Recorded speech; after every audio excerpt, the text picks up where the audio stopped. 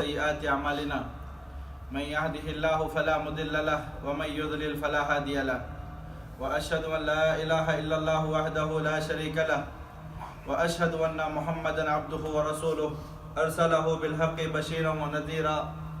أما بعد فإن خير الحديث كتاب الله وخير الهدي هدي محمد صلى الله عليه وآله وسلم وشر الأمور محدثاتها وكل محدثة بدعة وكل بدعة ضلالة وكل ضلالة في النار. أعوذ بالله من الشيطان الرجيم. بسم الله الرحمن الرحيم. يا أيها الذين آمنوا اتقوا الله حق تقاته ولا تموتن إلا وأنتم مسلمون. يا أيها الناس اتقوا ربكم الذي خلقكم من نفس واحدة وخلق منها زوجها وبث منهما رجالا كثيرا ونساء واتقوا الله الذي تساءلون به والأرحام إن الله كان عليكم رقيبا. يا أيها الذين آمنوا اتقوا الله وقولوا قولا سديدا يصلح لكم أعمالكم ويغفر لكم ذنوبكم ومن يطع الله ورسوله فقد فاز فوزا عظيما. محترم حاضرین جمعہ، تمام قسم کی تعریف، بڑائی، عظمت و کبریائی اس اللہ وحدہ لا شریک کے لیے ہے جو ہم سب کا خالق اور مالک ہے، مربی اور مدبر ہے. بعدہ صلاۃ والسلام کا نزول ہو تمام انبیاء پر، خصوصاً اس ذات مقدسہ مطہرہ مبرکہ پر جن کا نام اسم گرامی محمد الرسول اللہ صلی اللہ علیہ وآلہ وسلم ہے. میرے محترم بھائیوں، حضرت ابو ہریرہ رضی اللہ تعالیٰ عنہ سے روایت ہے، بخاری اور مسلم کی حدیث، جس میں پیارے رسول صلی اللہ علیہ وسلم نے لوگوں کو ان 7 ہلاک کرنے والی چیزوں سے بچنے کا حکم دیا. فرمایا اجتنبوا السبع الموبقات، لوگوں 7 ایسی چیزوں سے بچو جو ہلاکت اور بربادی کی طرف لے جاتی ہیں، جو ہلاک اور برباد کر دیتی ہیں. صحابہ نے کہا قالوا وما ہن یا رسول اللہ، اے اللہ کے رسول صلی اللہ علیہ وسلم وہ 7 ہلاک کر دینے والی چیزیں کون سی ہیں؟ پیارے رسول صلی اللہ علیہ وسلم نے فرمایا الاشراک باللہ، ان میں سے پہلی چیز تو اللہ تبارک و تعالیٰ کے ساتھ کسی اور کو شریک کرنا، والسحر، اور دوسری چیز جادوگری، یعنی جادو کرنا، جادو کرانا، یا جادوگروں کے متعلق جادوگری کا کوئی تعامل کرنا. میرے محترم بھائیوں، گزشتہ خطبہ جمعات میں الشرک باللہ اور والسحر، اللہ تبارک و تعالیٰ کے ساتھ کسی اور کو شریک کرنا اور جادوگری کرنا، ان دونوں چیزوں کے متعلق تفصیل سے آپ کے سامنے بیان کیا جا چکا ہے. آج کے اس خطبہ جمعہ میں ہم اللہ تبارک و تعالیٰ کی توفیق سے اور اس کے فضل سے تیسری ہلاک کر دینے والی چیز وہ ہے قتل النفس، اس کے تعلق سے ہم گفتگو کریں گے. اللہ تبارک و تعالیٰ سے ہم دعا کرتے ہیں کہ اللہ تبارک و تعالیٰ ہم تمام کو ان باتوں کو سننے، سمجھنے اور اس پر عمل کرنے کی توفیق عطا فرمائیں. میرے محترم بھائیوں، اللہ تبارک و تعالیٰ نے ناحق خون بہانے کو، کسی انسان کو قتل کرنے کو، جان سے مار دینے کو سختی کے ساتھ منع فرمایا ہے. بلکہ دین اسلام میں انسان کا خون یہ بہت بڑا مقام رکھتا ہے. جیسا کہ اللہ تبارک و تعالیٰ نے انسانوں کی جانوں کا خیال کرتے ہوئے کسی کو ناحق قتل کرنا، کسی کو ناحق مار دینا، کسی کو ناحق جان سے مار دینا، یہ اتنا بڑا گناہ قرار دیا ہے کہ ایسا مجرم، ایسا پاپی اور ایسا گنہگار ہمیشہ کے لیے جہنم میں رہے گا۔ میرے محترم بھائیوں، اللہ تبارک و تعالی سورۃ الاسراء کی آیت نمبر 33 میں فرماتا ہے وَلَا تَقْتُلُوا النَّفْسَ الَّتِي حَرَّمَ اللَّهُ إِلَّا بِالْحَقِّ، لوگو تم ایسی جان کو قتل نہ کرو جس جان کو قتل کرنے کا اللہ تبارک و تعالیٰ نے اجازت نہیں دیا ہے، یعنی ناحق کسی کو قتل مت کرو، ناحق کسی کو مت مارو۔ اس کا مطلب یہ ہوا کہ کچھ چیزیں ایسی ہیں جن چیزوں کو اگر آدمی کرتا ہے تو اس کا خون حلال ہو جاتا ہے، اس کو مارا جا سکتا ہے، اس کو قتل کیا جا سکتا ہے۔ مثال کے طور پر پیارے رسول صلی اللہ علیہ وسلم نے فرمایا إِلَّا بِإِحْدَى ثَلَاثٍ السَّيِّبُ الزَّانِي النَّفْسُ بِالنَّفْسِ وَالتَّارِكُ لِدِينِهِ وَالْمَفَارِقُ لِلْجَمَاعَةِ، پیارے رسول صلی اللہ علیہ وسلم نے فرمایا کہ لوگوں تم کسی کو ناحق قتل مت کرو کیونکہ یہ بہت بڑا گناہ ہے۔ اگر کسی نے کسی پر ظلم کر کے ناحق اس کو قتل کر دیا تو اللہ کے رسول صلی اللہ علیہ وسلم فرماتے ہیں بدلے میں اسے قتل کیا جائے گا تاکہ دوسرے لوگوں کی جانوں کی حفاظت ہو سکے۔ اسی طریقے سے اگر کوئی مرد کسی عورت پر حملہ کر کے اس کی عزت کو لوٹ لیا تو شریعت اسلامیہ اس بات کی اجازت دیتی ہے، اللہ تبارک و تعالیٰ نے اس بات کا کھلا اجازت دیا ہوا ہے کہ ایسے آدمی کو قتل کیا جائے تاکہ دوسرے لوگوں کو عبرت حاصل ہو۔ اسی طریقے سے اگر کوئی شادی شدہ مرد اور عورت اگر زنا کرتے ہیں تو اللہ تبارک و تعالیٰ نے انہیں سنگسار کر کے مار دینے کا حکم دیا ہے تاکہ دوسروں کے لیے عبرت ہو۔ اسی طریقے سے اگر کوئی آدمی دین اسلام کو قبول کرتا ہے، دین اسلام کو قبول کر لینے کے بعد مرتد ہو جاتا ہے، دین اسلام کا پاس و لحاظ نہیں کرتا بلکہ دین کا مذاق بناتا ہے، تو اللہ تبارک و تعالیٰ نے حکم دیا ہے کہ اسے قتل کیا جائے تاکہ دوسروں کے لیے عبرت ہو اور دوسرے کوئی دین اسلام کے ساتھ کھلواڑ اور مذاق نہ کر سکے۔ میرے محترم بھائیوں، ان کے علاوہ دنیا میں بسنے والے جتنے بھی لوگ ہیں، اللہ تبارک و تعالیٰ نے واضح طور پر فرمایا وَلَا تَقْتُلُوا النَّفْسَ الَّتِي حَرَّمَ اللَّهُ إِلَّا بِالْحَقِّ، لوگوں تم ناحق کسی کو قتل مت کرو، ناحق کسی کو مت مارو۔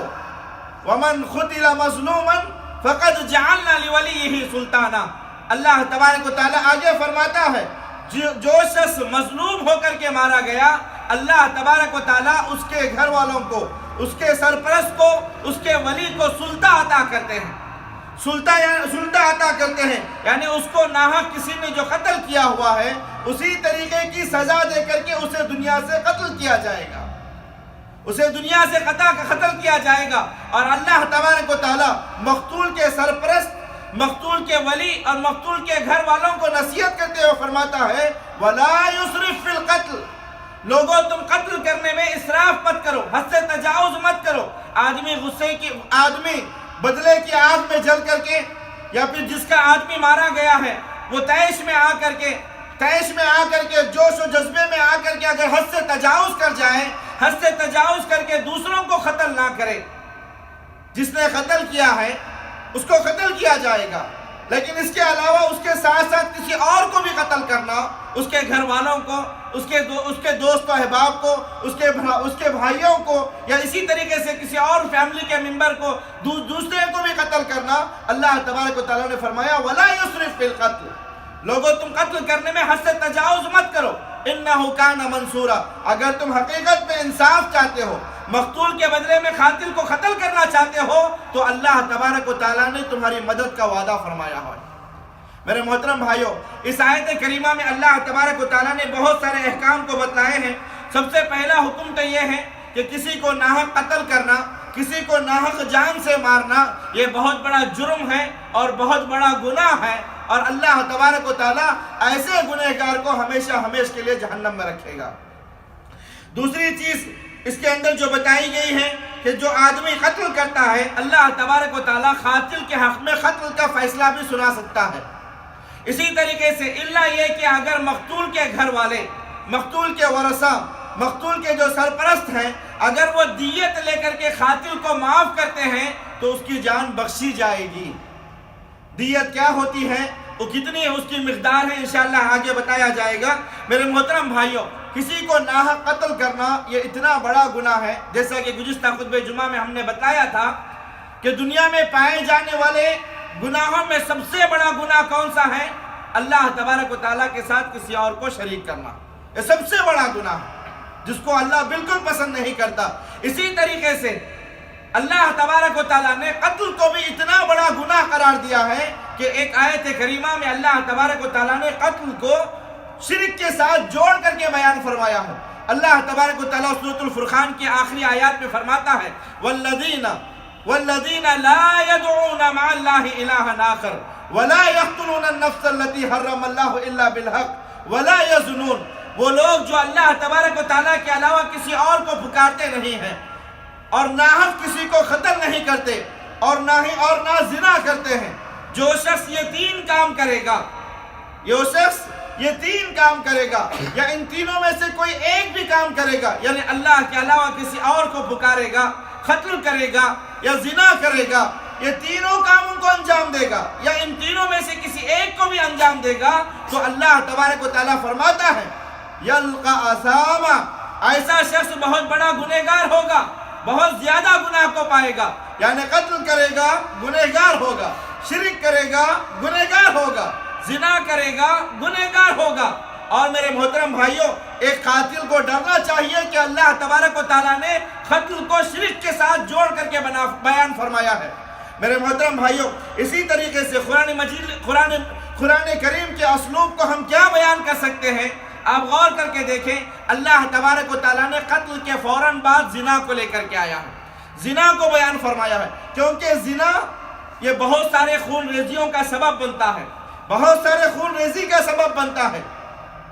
جس عورت کے ساتھ زنا کیا گیا ہے، ہو سکتا ہے جس کے ساتھ زنا کیا گیا ہے، یعنی جس کے ساتھ زنا کیا گیا ہے غیرت میں آ کر کے جس کی بہو بیٹی کے ساتھ زنا کیا گیا ہے، اس کے گھر والے ہو سکتے ہیں کہ زانی کو قتل کر دیں، یا پھر ماں باپ یا پھر وہ لڑکا یا لڑکی جس نے زنا کیا ہے وہ اپنے جرم کو چھپانے کے لیے غیرت میں آ کر کے عزت کے مارے یا خوف کے مارے ان سے جو بچہ پیدا ہوگا وہ اس بچے کو بھی قتل کر سکتے ہیں۔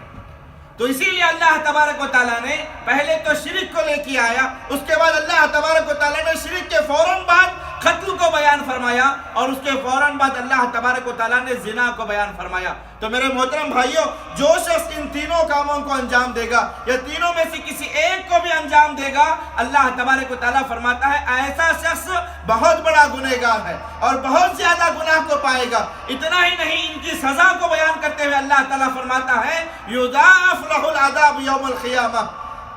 یضاعف لہ العذاب یوم القیامہ ویخلد فیہ مہانا، ایسے شخص کو کل جہنم میں، کل قیامت کے دن جہنم میں دگنا عذاب عطا کیا جائے گا اور ہمیشہ ہمیشہ کے لیے اسے جہنم میں رکھا جائے گا،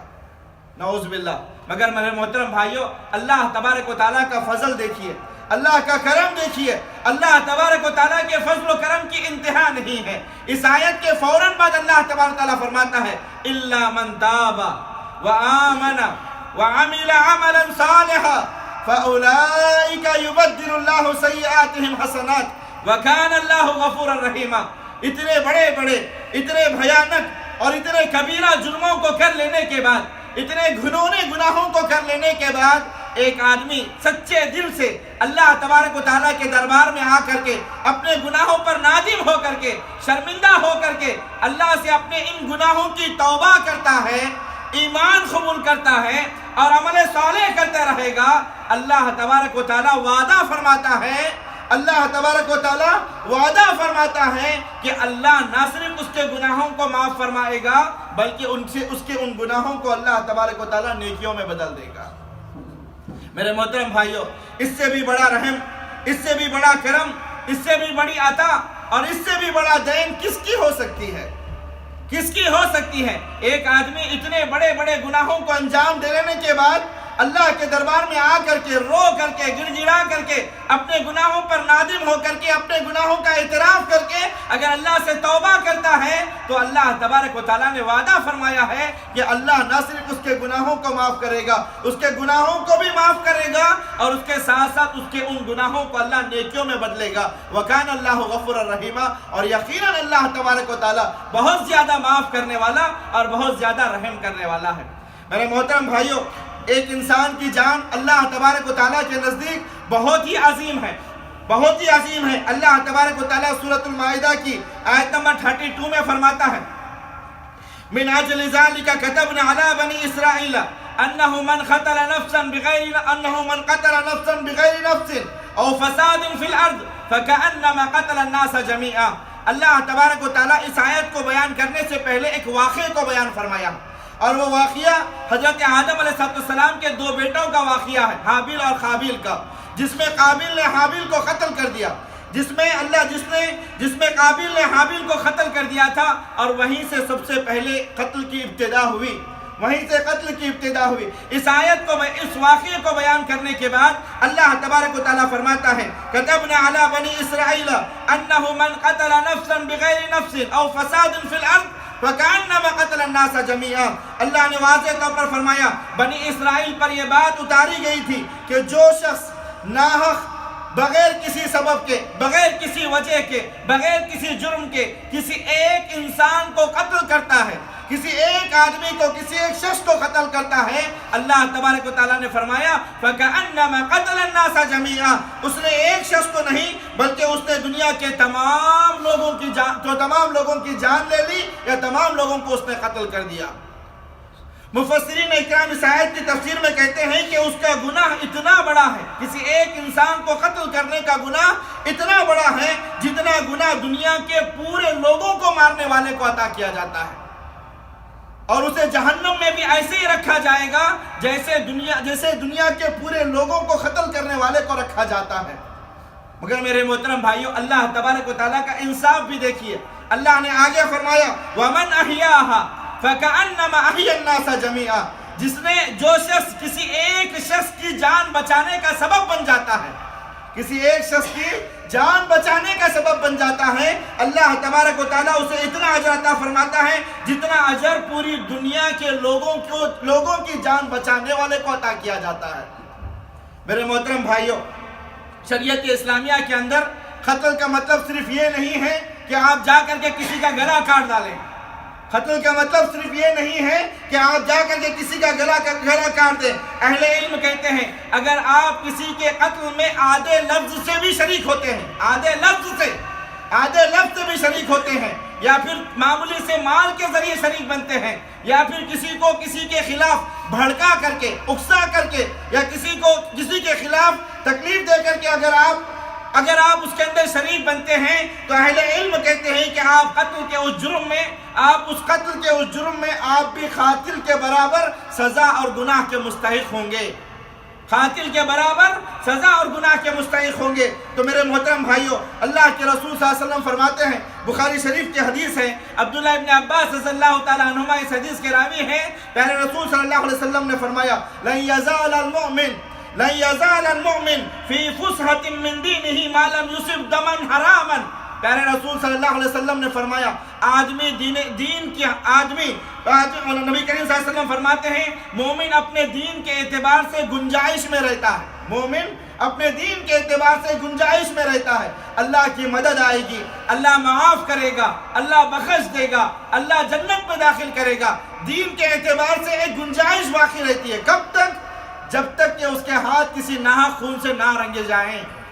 ناحق خون سے نہ رنگے ہو، یعنی اس وقت تک جیسے ہی آدمی کسی حرام خون کے اندر شریک ہو جاتا ہے، دین کے اندر کی یہ گنجائش ختم ہو جاتی ہے، یہ گنجائش ختم ہو جاتی ہے۔ میرے محترم بھائیوں، حضرت عبداللہ ابن عباس رضی اللہ تعالیٰ عنہما سورۃ النساء کی آیت نمبر 93 کی تفسیر کو بیان فرماتے ہیں، جب حضرت عبداللہ ابن عباس رضی اللہ تعالیٰ عنہ سے پوچھا گیا کہ اگر کوئی مسلمان کسی مسلمان کو ناحق قتل کرتا ہے، اگر کوئی مسلمان کسی مسلمان کو ناحق بغیر کسی سبب کے قتل کرتا ہے تو کیا اللہ تبارک و تعالیٰ اس کی توبہ کو قبول فرمائے گا؟ حضرت عبداللہ ابن عباس رضی اللہ تعالیٰ عنہما فرماتے ہیں کہ اللہ ایسے مسلمان کی توبہ کو کیسے قبول کرے گا جبکہ خود اللہ تبارک و تعالیٰ اپنے کلام پاک کے اندر واضح الفاظ میں فرما دیا وَمَنْ يَقْتُلْ مُؤْمِنًا مُتَعَمِّدًا فَجَزَاؤُهُ جَهَنَّمَ خَالِدًا فِيهَا۔ جو شخص کسی مسلمان کو ناحق قتل کرتا ہے، ناحق قتل کرتا ہے، اللہ نے اس کا ٹھکانہ جہنم میں بنایا ہے، فَجَزَاؤُهُ جَهَنَّمَ خَالِدًا فِيهَا، جس میں اسے ہمیشہ ہمیشہ کے لیے رہنا ہے۔ میرے محترم بھائیوں، اس کے بعد عبداللہ ابن عباس رضی اللہ تعالیٰ عنہما فرماتے ہیں پھر قاتل، پھر وہ مقتول جس کو قتل کیا گیا ہے وہ قاتل کا گلا پکڑے گا، اس کے پیشانی کے بالوں کو گھسیٹتے ہوئے، پیشانی کے بالوں سے گھسیٹتے ہوئے اللہ تبارک و تعالیٰ کے دربار میں اسے پیش کرے گا، اس کے جسم سے خون پھوٹ رہا ہوگا،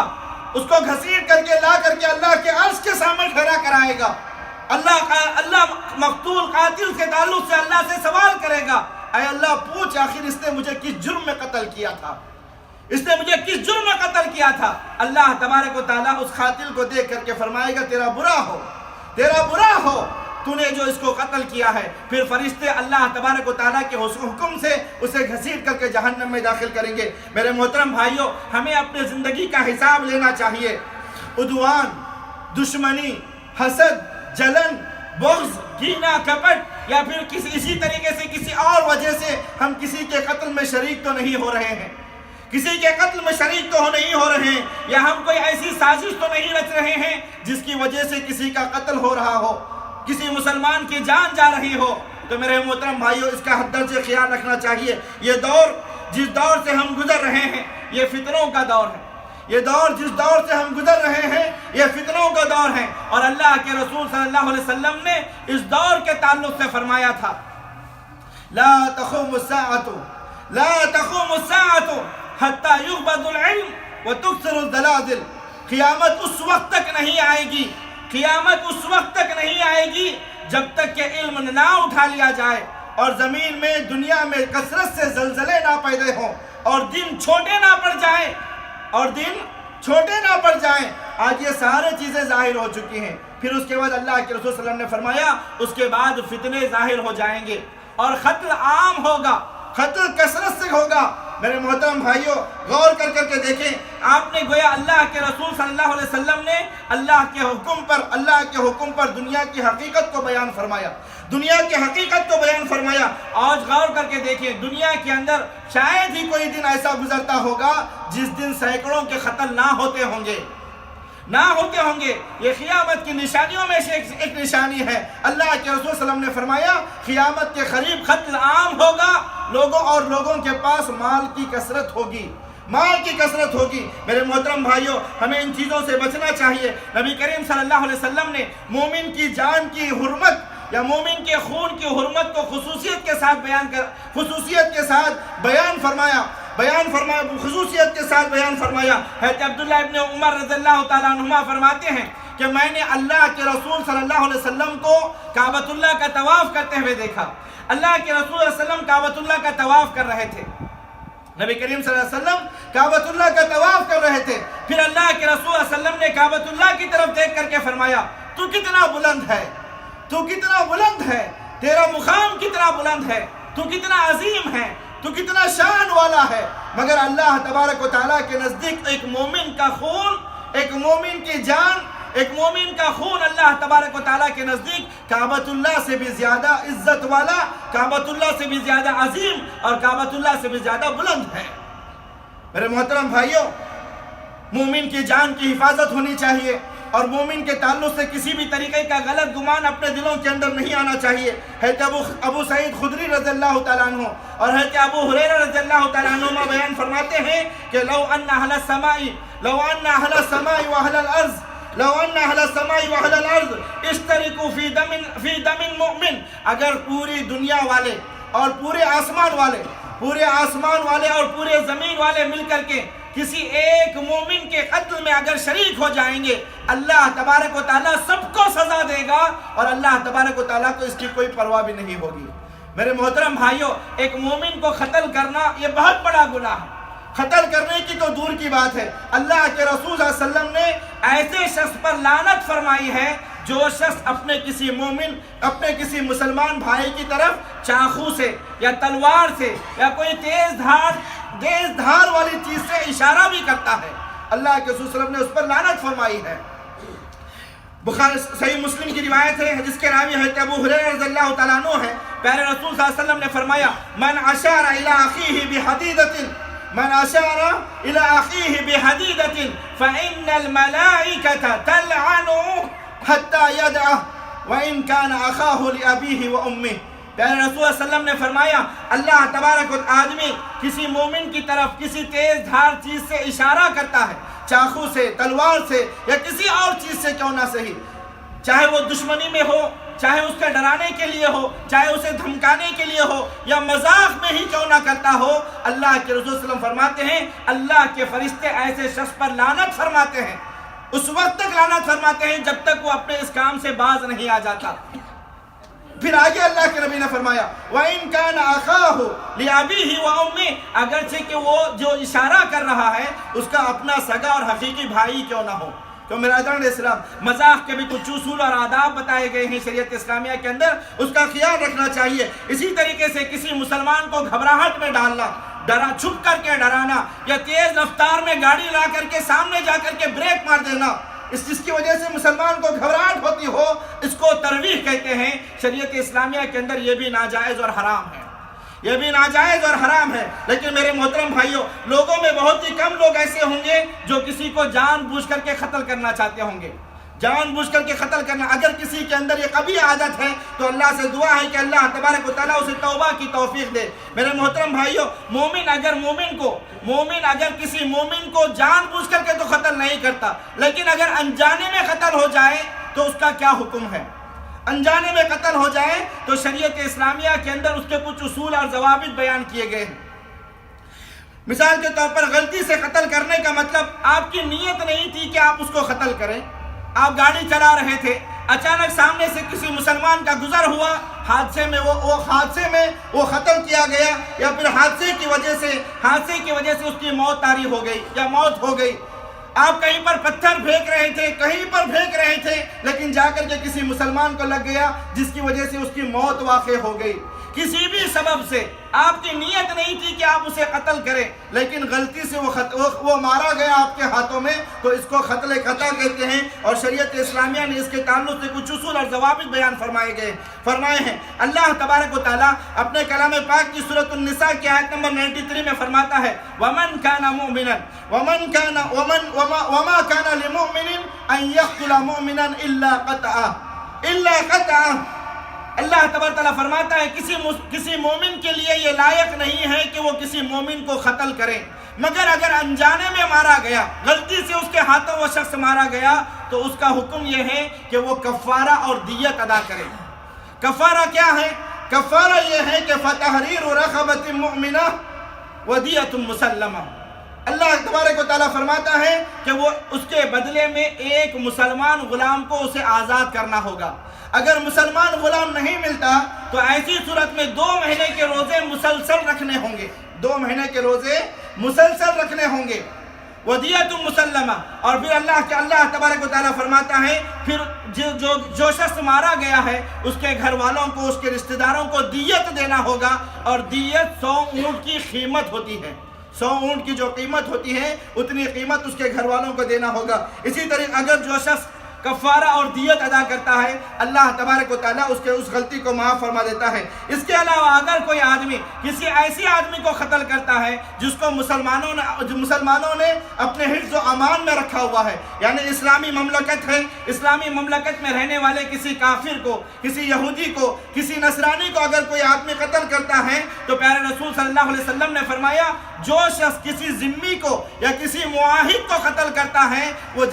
کل قیامت کے دن جنت کی خوشبو بھی نہیں پائے گا، جبکہ جنت کی خوشبو 40 سال کے مسافت سے سنگائی جاتی ہے۔ اسی طریقے سے میرے محترم بھائیوں، دین اسلام میں صرف مسلمانوں کی ہی جان کی حفاظت کا حکم نہیں دیا گیا ہے، بلکہ دنیا میں بسنے والے تمام لوگوں کی حفاظت کا اللہ تبارک و تعالیٰ نے ہمیں حکم دیا ہے۔ اور لڑنے کی اگر اجازت دی ہے تو ایسے شخص کے ساتھ لڑنے کی اجازت دی ہے جو آپ سے لڑنے کے لیے بضد ہے، یعنی آپ لڑنا نہیں چاہتے، وہ خود آ کر کے لڑ رہا ہے تو آپ اس کے ساتھ لڑ سکتے ہیں۔ اسی طریقے